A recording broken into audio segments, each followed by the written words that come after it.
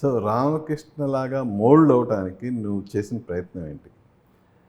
మొదట్లో చాలా ఇబ్బంది అయిందండి. అమెరికాలో కూర్చొని లుంగీ కట్టుకొని ఎలా నడవాలి, అక్కడ ఒక 90s టైమ్ లైన్లో మన మన వాళ్ళు ఎలా నడిచేవాళ్ళు, వాళ్ళ భాష ఎలా ఉండేది, వాళ్ళు చూసే సినిమాలు ఏముండేవి, ఇవన్నీ ఊహించుకొని అలా నటించడం అన్నది కొంచెం నాకు ఛాలెంజింగ్గా అనిపించింది మొదట్లో.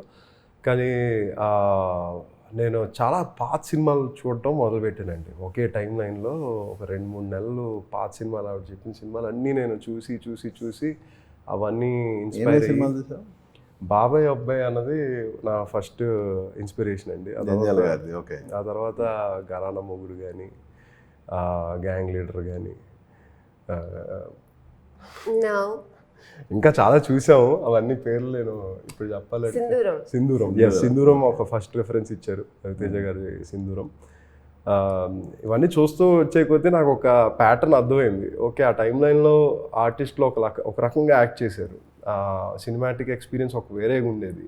ఆ బీట్స్, ఆ స్టైల్, ఆ స్వాగ్, ఆ బాడీ లాంగ్వేజ్ ఒక డిఫరెన్స్ ఉండింది ఇప్పటికి అప్పటికి అన్నది నాకు అర్థమయ్యి మెల్లగా అది నన్ను నేను మార్చుకొని మెల్లగా ప్రవీణ గారి దగ్గరగా ఆడిషన్స్ చేసి ఫైనల్గా దే గాట్ కన్విన్స్డ్. నేను లుక్ మారింది. అదొక పెద్ద జర్నీ అండి. అదే ఒక ఆర్క్. దాని మీద ఒక సినిమా తీయచ్చు. ఏప్రిల్ 1 విడుదల. ఓకే. ఆయన హోంవర్క్